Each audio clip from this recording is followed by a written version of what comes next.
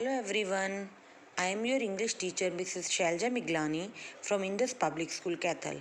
Dear students, today I am going to explain you the question answers of lesson 1. So let's start. First of all, you have to write today's date, classwork and day, then write lesson 1, its name Little Ollie, then write question answers. Your first question is, what did Ollie's parents do to look after him when he was young? Means Ollie के parents ने क्या किया ऑली के लिए when he was young, उसकी देखभाल करने के लिए ऑली के पेरेंट्स ने क्या किया when he was very young, जब वह बहुत छोटा था. So answer is Ollie's parents put him in a creche to look after him when he was young. Ollie के पेरेंट ने क्या किया? ऑली को एक क्रैश में डाल दिया to look after him when he was young. जब वो बहुत छोटा था, ऑली के पेरेंट्स ने उसकी देखभाल के लिए क्या किया? उन्होंने उसको एक क्रैश में डाल दिया. Second question is, why did father penguin tell Ollie that tobogganing was a way to get around? जो फादर पेंगुइन थे, उन्होंने ऑली को टोबोगैनिंग के बारे में क्या बताया? Answer is father penguin told this because tobogganing was faster than waddling. जो फादर थे, उन्होंने उस लिटिल ऑली को ये बताया कि जो टोबोगैनिंग है वो बहुत फास्ट है एज़ कम्पेयर टू वैडलिंग. बिकॉज टोबोगैनिंग में हम क्या करते हैं? टोबोगैनिंग का मीनिंग होता है टू मूव डाउन और to travel down on a slope over the ice.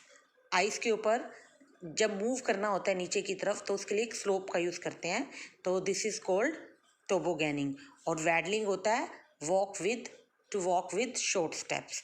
So his father told this because tobogganing was faster than वैडलिंग.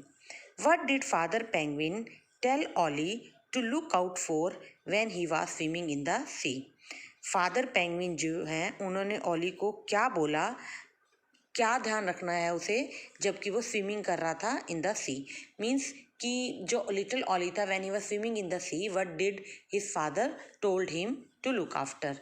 Answer is father penguin told Ollie to be alert from leopard, seals, sharks and killer whales. जो father penguin थे, उन्होंने Ollie को बोला कि you must be careful from leopard, seals, sharks and killer whales while swimming in the C.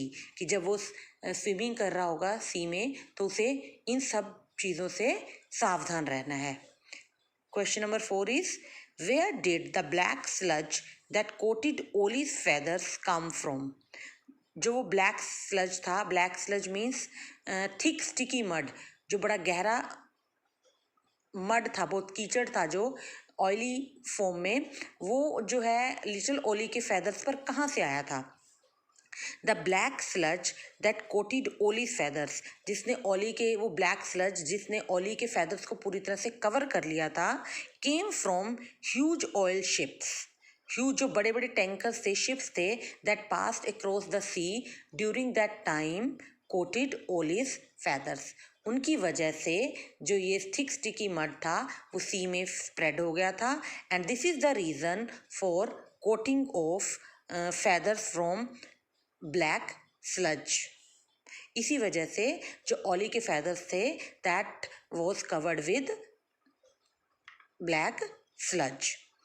Why did, question 5, why did Ollie scream when he was taken to the bird rescue and rehabilitation center? Ollie started screaming when he was taken to the bird rescue and rehabilitation center because he thought that the strangers that are coming towards him, they are coming to hurt him. Because Ollie ने सोचा कि the strangers who are coming from the ship, they are coming to hurt him. But reality क्या थी? They didn't come to hurt them, but they came there to take them to the rehab center to remove thick muddy वो था ना जो sludge था, thick muddy sludge from the feathers of the birds. तो वो इस वजह से आ रहे थे, बट जो penguins थे they were thinking that they came to hurt them. I think students these questions are clear to you now. So what you have to do, you have to note down these question answers in your fair notebook of English. Thank you. Have a great day.